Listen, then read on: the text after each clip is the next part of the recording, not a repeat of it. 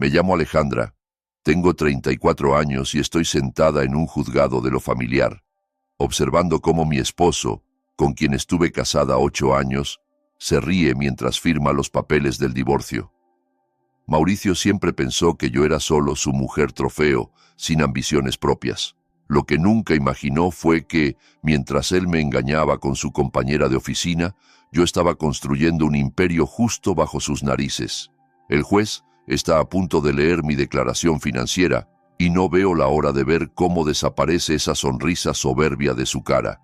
Pero antes de contarte cómo fue que esa expresión de arrogancia se desmoronó por completo, cuéntame desde dónde me estás viendo y no olvides dar like y suscribirte, especialmente si alguna vez tuviste que defenderte cuando nadie lo esperaba de ti. Yo era una chica de un pueblito en Jalisco que se mudó a la Ciudad de México para estudiar la universidad, con sueños grandes y una mochila llena de ilusiones. Estudié diseño gráfico y estaba decidida a abrirme paso en la gran ciudad, a pesar de mis orígenes humildes. Mis padres me enseñaron desde pequeña el valor del trabajo duro y del ahorro. Esas lecciones me servirían más adelante de formas que nunca imaginé. Conocí a Mauricio en una cena benéfica para un hospital infantil. Yo estaba ahí porque había sido voluntaria diseñando sus materiales promocionales. Él, como supe después, solo asistía porque le convenía para su imagen. Mauricio venía de una familia adinerada de abolengo, trabajaba como banquero de inversiones y tenía ese tipo de seguridad que solo da el no haber tenido que preocuparse jamás por el dinero. «Tú no pareces de aquí», fueron sus primeras palabras hacia mí. Ahora entiendo que fue tanto una ofensa como un adelanto de lo que sería toda nuestra relación. En ese momento, sin embargo, su sonrisa encantadora y la manera en que me prestaba atención me hicieron ignorar aquella bandera roja. Nuestro romance fue un torbellino. Mauricio me llevaba a restaurantes donde los menús no tenían precios, escapadas de fin de semana a Nueva York solo porque sí, y me introdujo a un estilo de vida que yo solo había visto en películas. Parecía perfecto, atento, exitoso y aparentemente enamorado de mí, a pesar de mi origen sencillo. Yo ganaba un sueldo modesto como diseñadora gráfica junior en una agencia de marketing. Amaba mi trabajo, los retos creativos, la satisfacción de ver mis diseños en el mundo real. Pero para Mauricio, aquello era mi trabajito. A menudo me sugería que no necesitaba trabajar. ¿Para qué agotarte por unos centavos si yo puedo darte todo?, decía él sin entender que para mí mi carrera era más que dinero. Era identidad, era independencia. Me propuso matrimonio 6 meses después de conocernos, en un restaurante elegante con vista al skyline de la ciudad. El anillo era descomunal, el champán carísimo y el momento tan cuidadosamente orquestado que varios comensales aplaudieron. Parecía un cuento de hadas. Dije que sí, sin pensarlo 2 veces. La boda fue pequeña, pero elegante, a mi gusto, a pesar de que su familia presionó por una celebración ostentosa con cientos de invitados.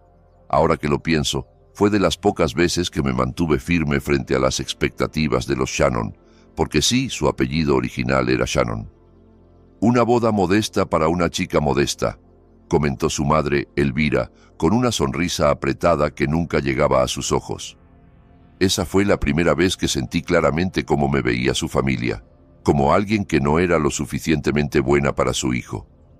Después de la luna de miel en las Islas Maldivas, nos mudamos al lujoso departamento de Mauricio en Polanco.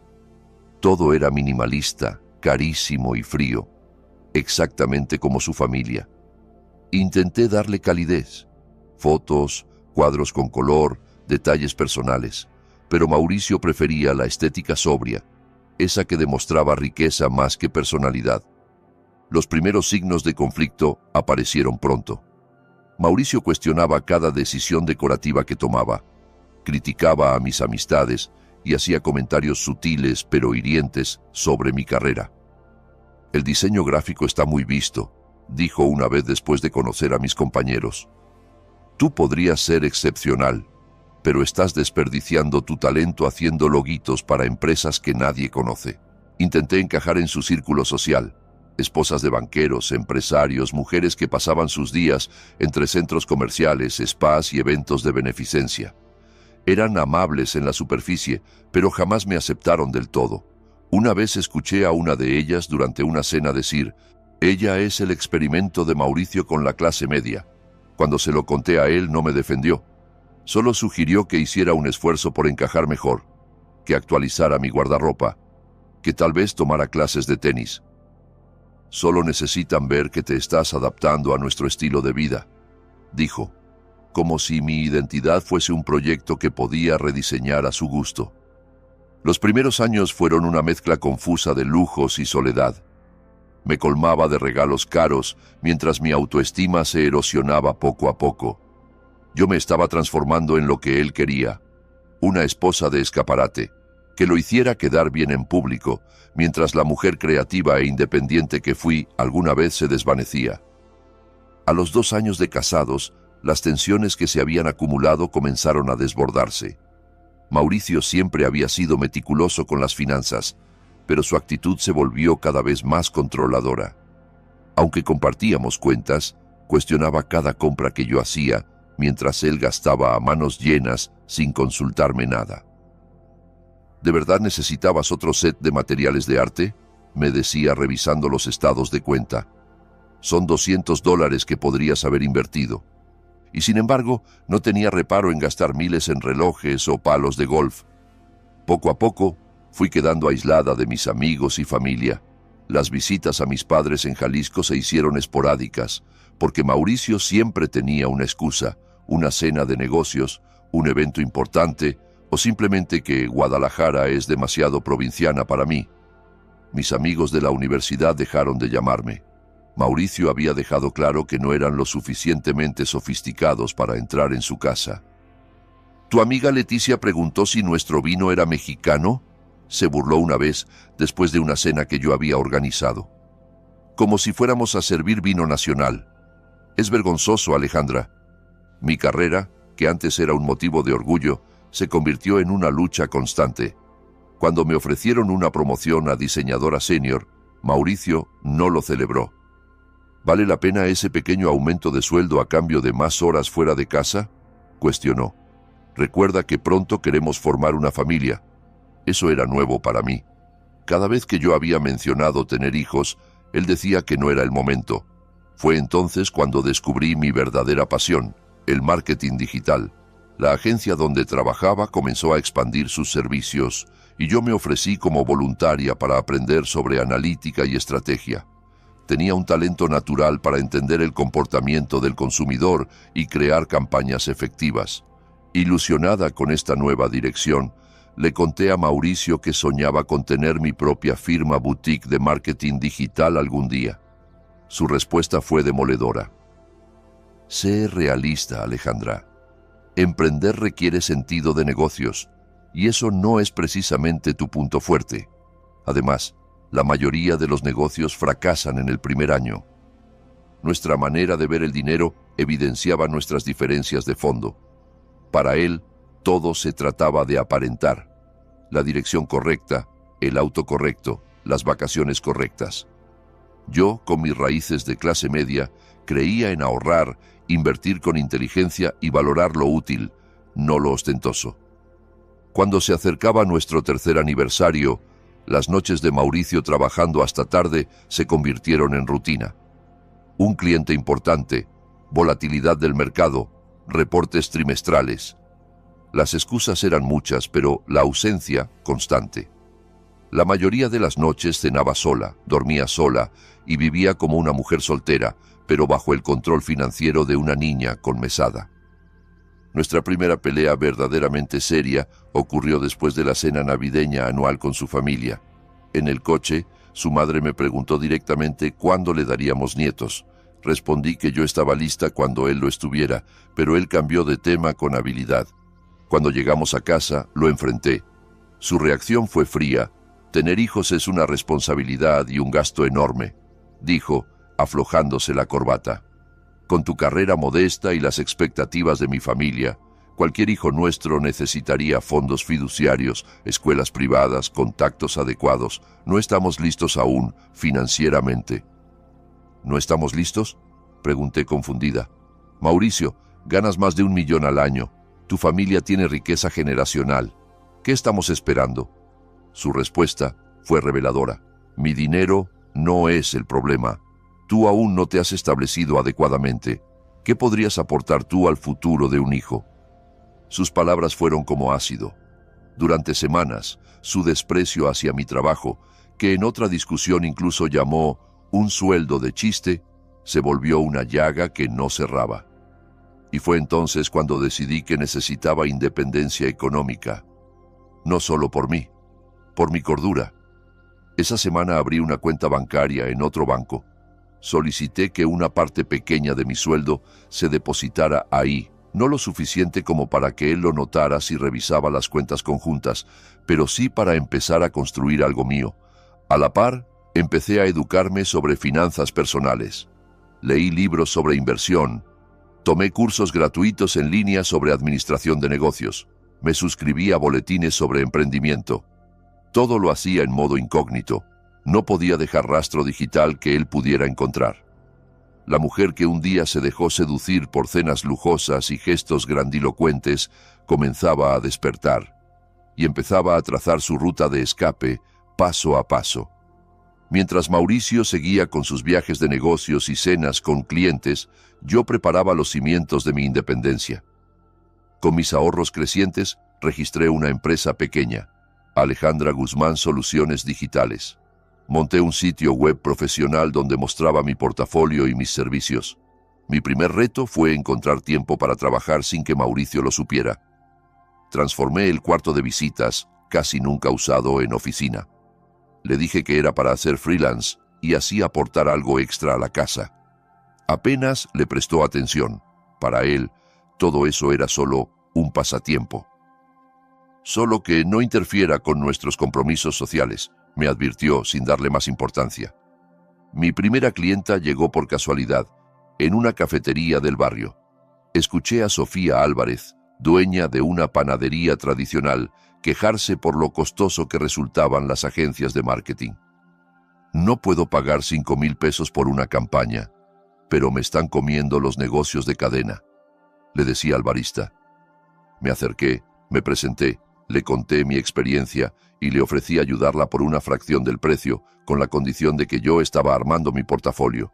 Sofía aceptó, y los resultados superaron todas las expectativas. Su interacción en redes sociales aumentó un 300% y una campaña de correos bien dirigida le trajo nuevos contratos de catering para empresas. Ese antes y después fue tan evidente que Sofía me recomendó con otros pequeños empresarios. Además, se volvió una amiga genuina, algo que hacía mucho no sentía. Era auténtica, trabajadora, y valoraba mis habilidades como Mauricio nunca lo hizo. «Tienes un don, Ale», me dijo una tarde.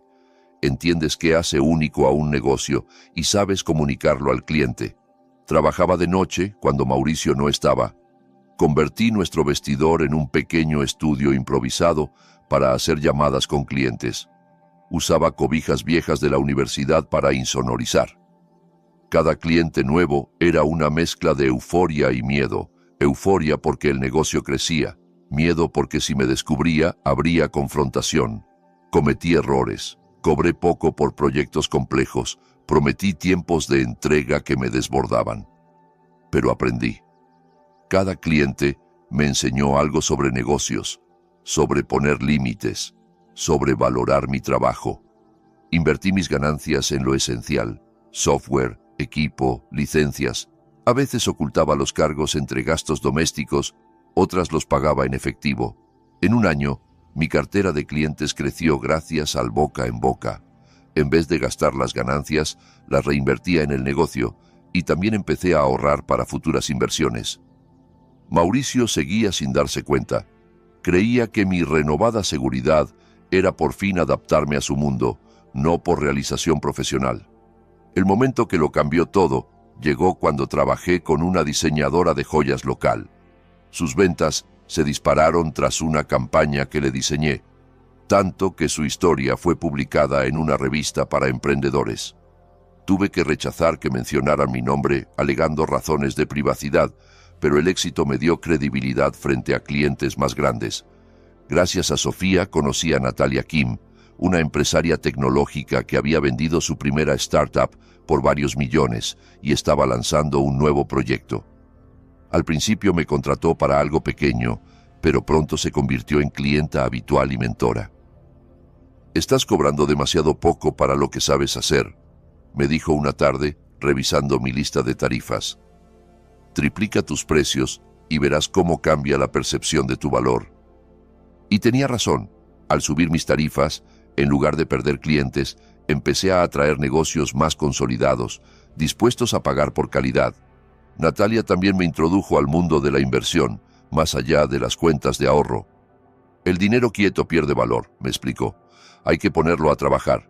Bajo su guía, comencé a hacer inversiones estratégicas en empresas tecnológicas emergentes, entre ellas la nueva startup de Natalia, especializada en soluciones de inteligencia artificial para pequeños negocios. Empecé con montos pequeños, pero conforme mi empresa crecía, también lo hacía mi portafolio.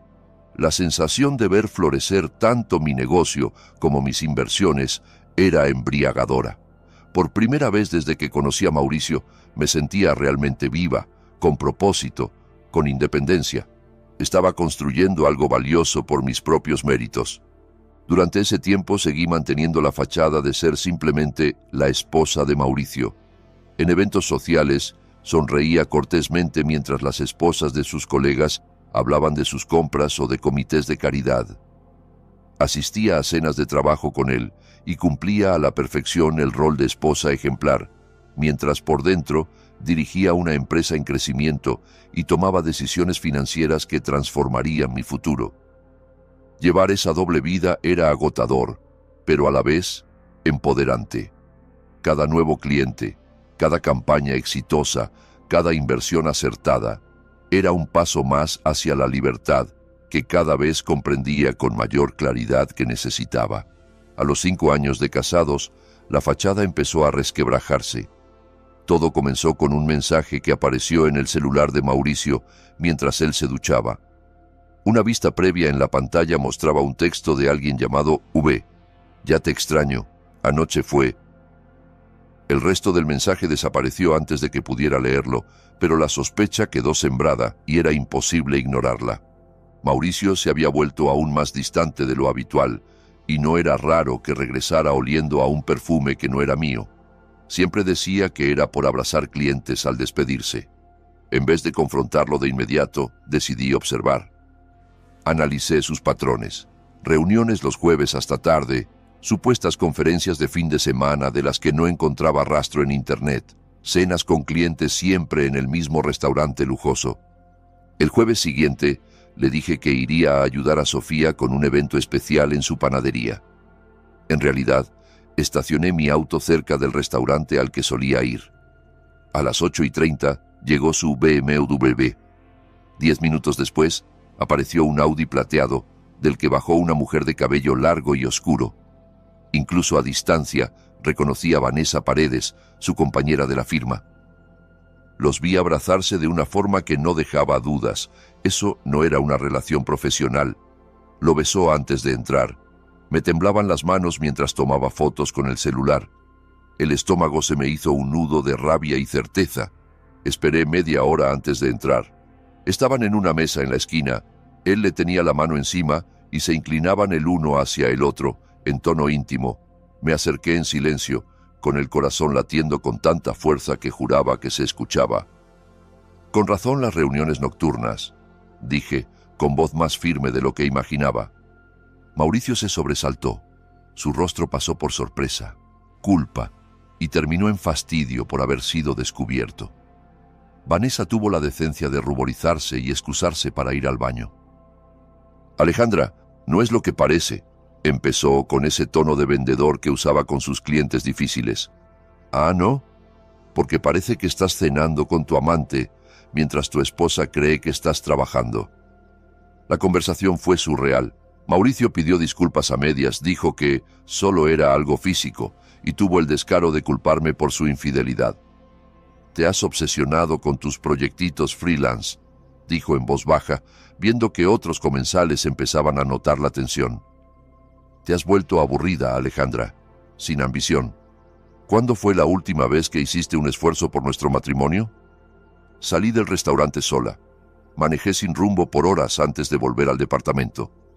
Mauricio llegó después de medianoche, con promesas de terminar la relación con Vanessa, de ir a terapia, de hacer un segundo viaje de luna de miel. Y por razones que ni yo entendía en ese momento, fingí que lo consideraría. «Necesito tiempo», le dije, y no mentía. Necesitaba tiempo, no para perdonarlo, sino para planear mis próximos pasos. Las semanas siguientes fueron una danza de engaños mutuos.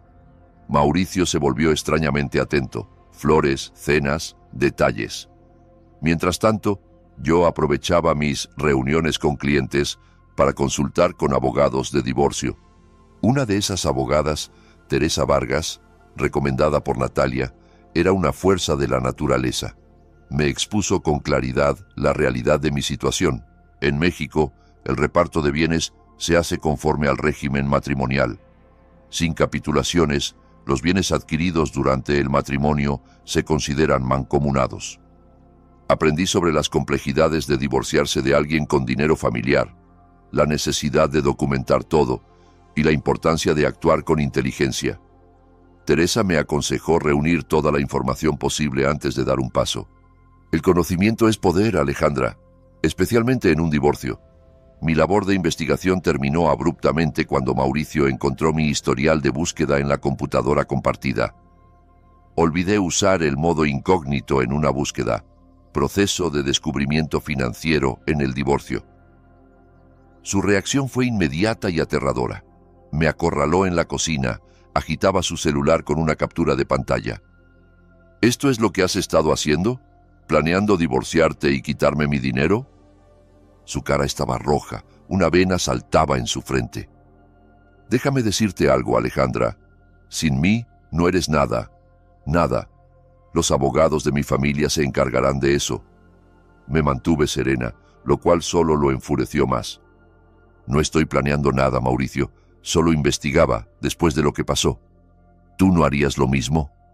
Pareció calmarse ante mi respuesta, pero la amenaza quedó en el aire.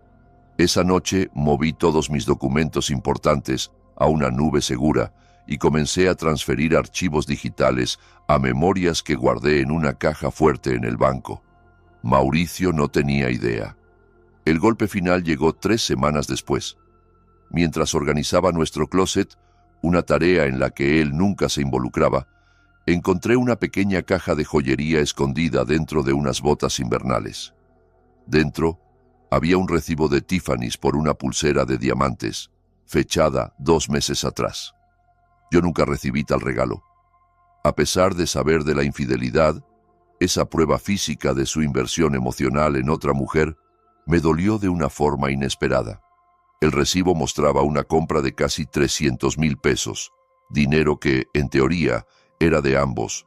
Antes de poder digerir esta nueva traición, escuché que se abría la puerta principal. Voces, risas, Mauricio y una mujer. Me quedé congelada en el closet. Entraron a la recámara. Claramente no esperaban que estuviera en casa a media tarde. Salí y los encontré abrazados al pie de la cama que habíamos compartido 5 años. «¡Alejandra!», exclamó Mauricio, sin siquiera apartarse de Vanessa. «Se supone que estabas trabajando». «Tomé mediodía libre», respondí, sorprendida de mi propia calma. Claramente debí haber llamado antes.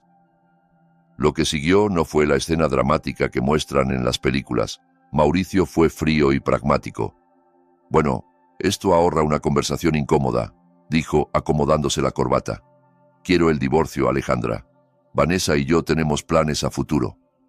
Habló con una seguridad absoluta, como si él estuviera en control. Me ofreció generosamente quedarme con mis pertenencias personales y un pequeño fondo para empezar de nuevo. El departamento, las inversiones, incluso el arte que habíamos elegido juntos, todo se lo quedaría a él. «Mis abogados te contactarán», concluyó, confundido al ver que no lloraba ni rogaba. Deberías ir buscando otro lugar donde quedarte, desde esta noche. En realidad, le respondí, como esta sigue siendo legalmente mi residencia, me voy a quedar. Ustedes pueden buscarse un hotel. Su rostro se endureció. Vanessa lo tomó del brazo. Vamos, Mauricio. Esto lo resolvemos luego. Antes de salir, él se volvió una última vez. Te vas a arrepentir de no aceptar mi oferta. Cuando mis abogados terminen contigo, te va a alcanzar apenas para un cuartito en Iztapalapa. Cerré la puerta tras ellos, me recargué contra ella, y por primera vez desde que descubrí la infidelidad, sonreí. Mauricio no tenía idea de lo que se venía. Al día siguiente, Mauricio se llevó la mayoría de su ropa y objetos personales del departamento. Yo cambié las chapas esa misma tarde. ¿Legalmente cuestionable? Tal vez, pero necesitaba tiempo para documentar todos los bienes antes de que intentara llevarse algo más. Su suposición de que yo era una ignorante en temas financieros quedó evidente en su primera oferta de liquidación, una única suma de $75,000 y 6 meses de gastos. A cambio, yo no reclamaría nada más, ni del departamento que amueblé, ni de nuestras inversiones conjuntas. Está probando el terreno, dijo Teresa cuando vio la oferta. Cree que no sabes tus derechos ni el verdadero alcance del patrimonio común. Con su guía, rechacé la oferta y activamos el proceso de descubrimiento financiero, un mecanismo legal que obliga a ambas partes a revelar todos sus bienes y deudas. La respuesta de Mauricio fue obstaculizar todo, retrasos, evasivas, informes incompletos. Es una táctica común, me tranquilizó Teresa. Quieren agotarte, hacerte gastar y rendirte. Lo que Mauricio no sabía era que yo llevaba años anotando cada cuenta, cada transacción, incluso las que él creía secretas.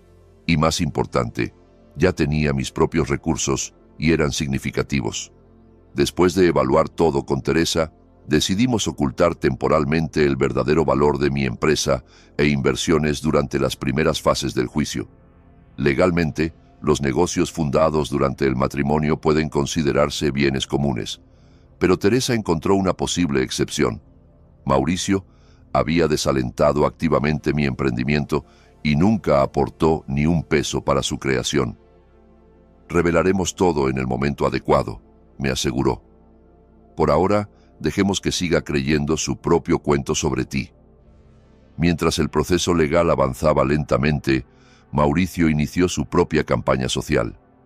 Amigos en común dejaron de contestar mis llamadas. Las invitaciones desaparecieron. Incluso el portero del edificio, que siempre fue amable, empezó a tratarme con indiferencia. Más tarde supe que Mauricio andaba diciendo que yo lo había engañado, que estaba inestable emocionalmente y que él era quien había querido salvar el matrimonio. En los círculos donde su apellido pesaba, su versión se creyó sin chistar. Ese exilio social me dolió más de lo que esperaba.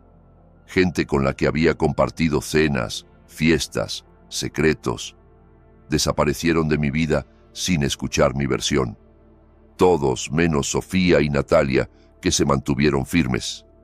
Quien cree chismes sin escuchar ambas partes no merece tu energía, me dijo Sofía una noche, entre cupcakes en la cocina de su panadería. Enfócate en construir tu nueva vida, no en llorar la vieja. Los intentos de Mauricio por intimidarme se intensificaron cuando se dio cuenta de que no iba a aceptar su generosa oferta sin más. Comenzó a llamarme por las noches, lanzando amenazas veladas. «Voy a asegurarme de que no vuelvas a trabajar en esta ciudad», decía con voz baja y cargada de veneno. Incluso insinuó que reportaría mi negocio ante Hacienda por supuestas irregularidades fiscales. Pero no había nada que temer. Mis finanzas estaban meticulosamente documentadas. Su familia también se sumó a la presión. Me llamó su madre, Elvira, con ese tono condescendiente que también dominaba. «Siempre supimos que no eras lo adecuado para Mauricio», me soltó sin rodeos. «Pero te aceptamos porque él te eligió. No hagas esto más difícil. Acepta lo que se te ofrece y retírate con dignidad». Mantuve la compostura, una habilidad que perfeccioné en todos esos eventos familiares donde me miraban con desdén. Gracias por su preocupación, señora Elvira, le respondí. Seguiré el consejo de mi abogada. La arrogancia de Mauricio terminó por volverse en su contra. Pensando que yo no tenía recursos para enfrentar una batalla legal prolongada, cometió errores graves. No declaró cuentas en las Islas Caimán, de las cuales yo tenía pruebas. Subestimó el valor real de su portafolio de inversiones. Afirmó que ciertas joyas familiares eran propiedad separada, cuando claramente nos las habían regalado a ambos como pareja. Teresa documentó cada mentira con precisión quirúrgica, armando un caso que, eventualmente, destruiría su credibilidad ante el juez. Mientras tanto, mi empresa crecía de forma exponencial durante el proceso de separación. Una campaña que diseñé para una cadena de restaurantes regional se volvió viral, apareciendo en revistas especializadas del sector. Tuve que rechazar entrevistas, alegando razones personales, pero el reconocimiento profesional me trajo una oleada de nuevos clientes. El gran golpe vino cuando firmé contrato con una cadena nacional de tiendas de ropa para renovar toda su estrategia digital. Un acuerdo de 6 cifras que convirtió mi empresa en algo más que exitoso. La volvió excepcional. Contraté a 3 personas, renté una oficina pequeña y comencé a rechazar clientes cuyos valores no encajaban con los de mi firma. Todo eso sucedía mientras Mauricio y sus abogados seguían describiéndome en los documentos judiciales como una diseñadora freelance con ingresos inciertos, totalmente dependiente de su apoyo económico. Su percepción de mí, como la chica de pueblo deslumbrada por su dinero, estaba tan arraigada que no podía concebir mi éxito sin él. La noche antes de la audiencia final, me senté sola en el departamento que, a pesar de todo, nunca sentí como mío. Recordé quién era cuando llegué a esta ciudad, quién me había convertido en el camino y quién era ahora. 5 años atrás, yo habría hecho cualquier cosa por complacer a Mauricio. Su traición, por dolorosa que fuera, me obligó a recuperar mi fuerza, mi ambición, mi dignidad. Hice mi maleta pequeña. Independientemente de lo que decidiera el juez, no iba a pasar una noche más en ese lugar donde mi matrimonio se había desmoronado. Mi nuevo departamento en Santa Fe ya estaba listo. Lo había adquirido a través de una sociedad de responsabilidad limitada, de la que Mauricio no sabía nada. Lo amueblé yo misma, con cosas que elegí por su belleza y calidez, no por su valor en revistas de decoración. Cuando cerré la maleta, sonó un mensaje en mi celular. Era de Natalia. Recuerda quién eres mañana, no quién él intentó que fueras. Me aferré a esas palabras mientras me preparaba para enfrentar el acto final de mi matrimonio con Mauricio Santos. La mañana de la audiencia amaneció clara y fresca. Me vestí con un traje azul marino, sobrio pero firme. Solo llevaba una joya, un dije de diamante pequeño que me regalaron Sofía y Natalia para conmemorar el primer aniversario de mi empresa. Tu diamante de independencia, lo llamaron. Llegué al juzgado media hora antes, como Teresa me había aconsejado. Mauricio ya estaba allí, impecable, con un traje gris oscuro hecho a la medida. A su lado, su abogado, el licenciado Lorenzo Bravo, socio principal de una de las firmas más poderosas de la ciudad, famoso por asegurar acuerdos que siempre favorecían a sus clientes millonarios. Mauricio sonrió al verme y se inclinó para susurrarle algo a Lorenzo. Ambos rieron. Su seguridad era tan palpable que parecía que creía que aquello era un simple trámite antes de su victoria inevitable. Teresa llegó momentos después. Vestía un traje color vino intenso que destacaba entre el gris del edificio. A diferencia de Lorenzo y su séquito de asistentes, ella trabajaba sola, pero irradiaba esa seguridad silenciosa que me conquistó desde la primera reunión. ¿Lista?, me preguntó con una mirada que no dejaba escapar emociones frente a los curiosos. Más que lista, respondí. La sala de la jueza Magdalena Torres imponía con su sobriedad. La jueza, una mujer de unos 60 años, cabello oscuro con vetas plateadas y ojos penetrantes, era conocida por su sentido de justicia y su cero tolerancia a los juegos ni a las emociones excesivas. Cuando comenzó la audiencia, Mauricio ofreció una actuación digna de un Ariel. Se presentó como el esposo devoto que había apoyado la humilde carrera de su esposa, solo para recibir a cambio ingratitud y demandas irrazonables. «Solo quiero una resolución justa, su señoría», dijo con voz modulada, transmitiendo decepción razonable. Le ofrecí a la señora Guzmán un acuerdo generoso que le permitirá mantener un estilo de vida cómodo mientras reconstruye su carrera. Lorenzo presentó su caso. Argumentó que la fortuna familiar de Mauricio era propiedad separada, minimizó mis contribuciones y sugirió que el departamento, pagado principalmente con sus ingresos, debía quedar exclusivamente para él. Durante toda la exposición mantuve la compostura. Ni una sola reacción, ni una sola lágrima. La jueza me observaba de vez en cuando, sin dar señales. Cuando llegó el momento de firmar el acta de divorcio, separando oficialmente nuestro estado civil, mientras los temas financieros quedaban pendientes, Mauricio lo hizo con teatralidad. Firmó con un trazo elegante, soltó una risita y guardó su pluma Montblanc con aire triunfante. Al volver a su asiento, pasó cerca de mí y susurró: «Disfruta volver al cuartito de tus papás». La presentación de Teresa comenzó con método, sin dramatismos, contrastando con los argumentos teatrales de Lorenzo.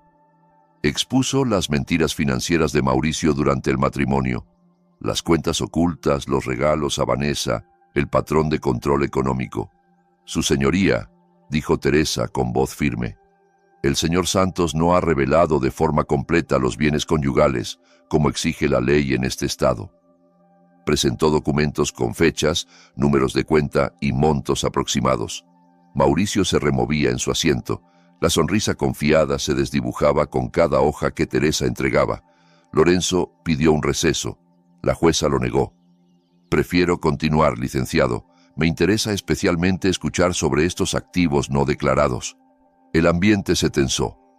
Teresa siguió con precisión quirúrgica, desmantelando las omisiones de Mauricio. La jueza fruncía el ceño cada vez más, examinando cada evidencia.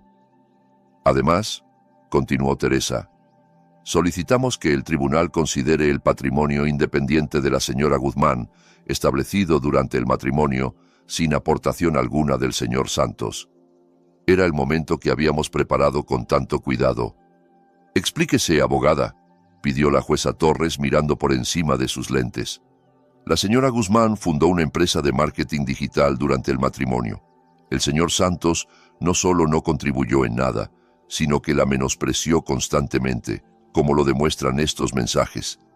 Teresa presentó correos y mensajes donde Mauricio calificaba mi negocio de jueguito, pasatiempo, y se burlaba de mis aspiraciones.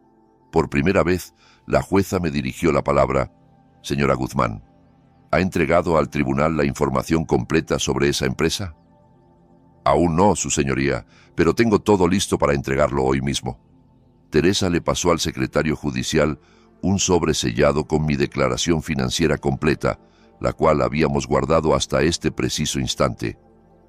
«Solicito que la Corte la revise antes de tomar decisiones sobre la división de bienes», dijo.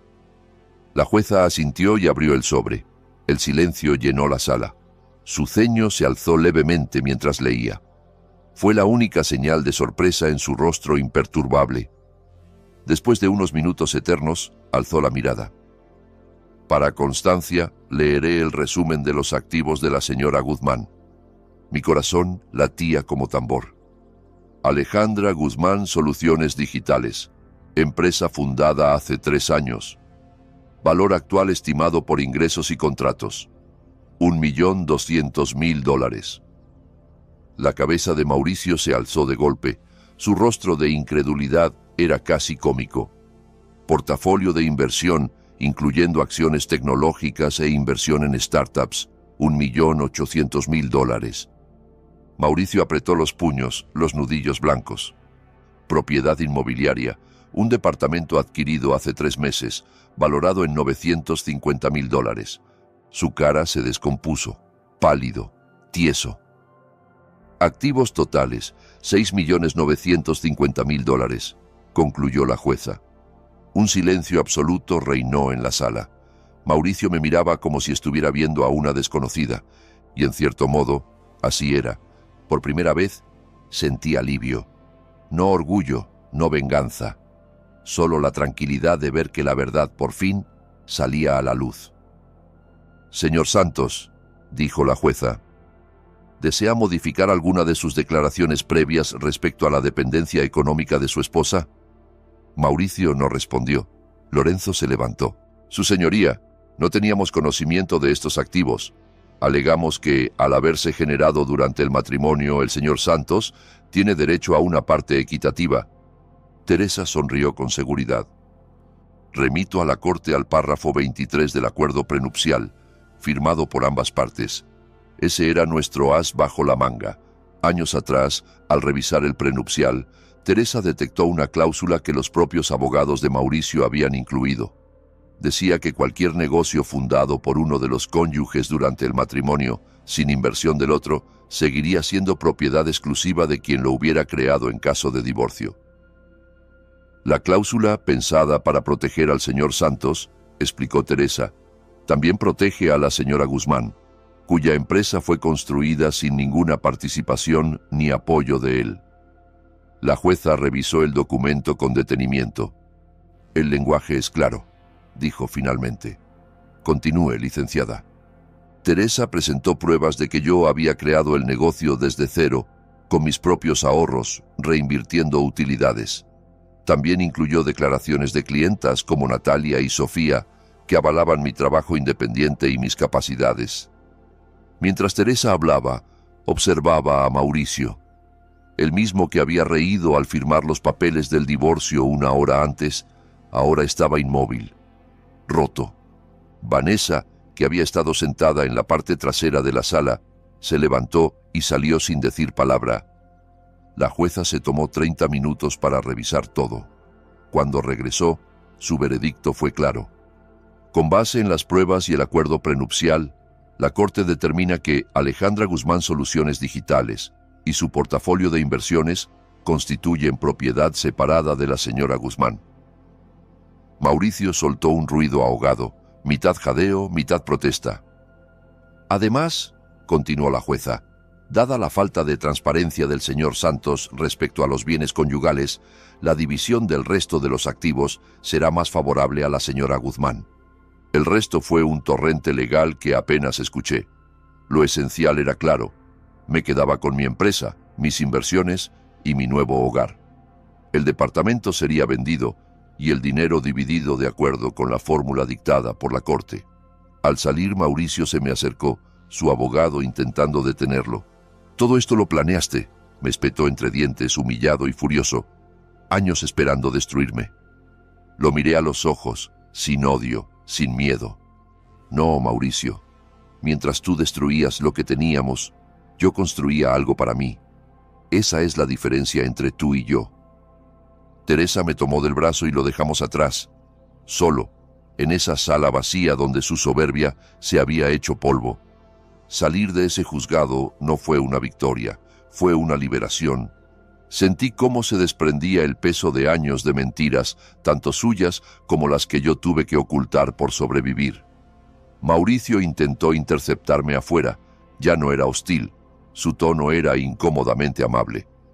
«Alejandra, deberíamos hablar. Creo que te subestimé. Tal vez fuimos apresurados. Podríamos ser una pareja poderosa».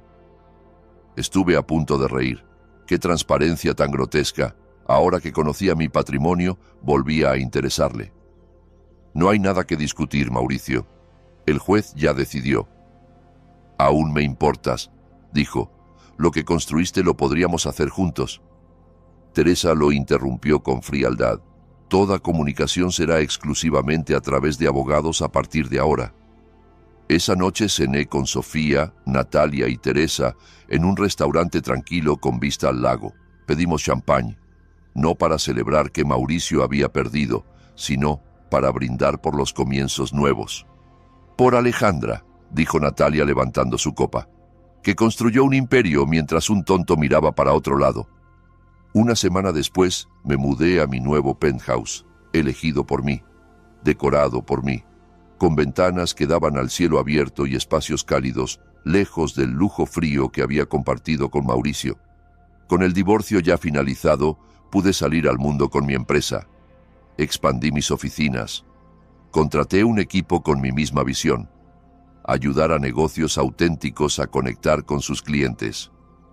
En un año teníamos clientes en todo el país y comenzábamos a expandirnos a nivel internacional. Nombré a Sofía directora de operaciones. Su talento para la gestión era el complemento perfecto para mi visión estratégica y creativa. Volví a visitar a mi familia. Mauricio me había ido aislando, criticando sus modales, sus costumbres. Ahora pasaba las Navidades en Guadalajara, cocinando con mi mamá, jugando con mis sobrinos, recordando quién era.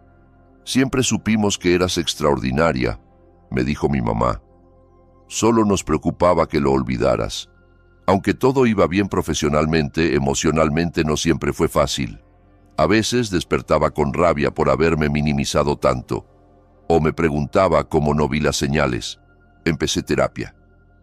La doctora Ramos, especialista en relaciones manipuladoras, me ayudó a entender que hasta las personas fuertes pueden caer en esas trampas emocionales. Sanar no es lineal, me repetía. Algunos días te sentirás poderosa, otros rota. Ambas emociones son válidas. 6 meses después del divorcio, fundé la Fundación Libertad Financiera para Mujeres. Ayudamos a mujeres que salen de relaciones abusivas a lograr independencia económica. Becas, mentorías, talleres prácticos sobre dinero y emprendimiento. Mi historia se volvió charla en foros de negocios femeninos. La independencia financiera no es solo dinero, decía. Es libertad para decidir por ti misma, no por necesidad, ni por miedo. Un año después del fallo del divorcio, me topé con Mauricio en una gala. Iba con una nueva pareja. No era Vanessa. Me saludó con tono suave. «Te ves bien, Alejandra. Escuché que tu empresa está haciendo cosas increíbles». «Así es», le respondí sin más. «Nunca vi tu potencial», confesó tras una pausa incómoda. «Estaba tan enfocado en moldearte que nunca supe quién eras en realidad». Lo miré, y no sentí odio ni amor, solo una compasión distante por alguien que medía el valor humano con una vara tan pobre. «Espero que encuentres lo que estás buscando, Mauricio». Esa noche, ya en casa, pensé en todo lo que había pasado. Lo que pareció una humillación final, su engaño, su desprecio, fue la chispa que me salvó. Quiso desecharme, y eso me obligó a reencontrarme. Volví a salir con gente, pero con límites más sanos. Ya no necesitaba encajar. Quien estuviera conmigo tendría que quererme como soy, con mis triunfos, y también con mis cicatrices. Mi vida no es perfecta, ninguna lo es, pero es mía, y eso lo cambia todo. Mi patrimonio sigue creciendo, pero más importante, crece mi propósito. Si estás leyendo esto y sientes que te han subestimado, tal vez ese final que tanto temes es solo el comienzo disfrazado que necesitas. Tu valor no depende de quien no lo supo ver. ¿Alguna vez alguien te subestimó y le demostraste lo contrario? Cuéntalo en los comentarios. Y si esta historia te resonó, dale like, suscríbete y compártela con alguien que necesite recordar que su valor no se mide con los ojos de otro. Gracias por escuchar mi historia. Y recuerda, a veces perder lo que creías que querías te lleva justo a lo que verdaderamente necesitas: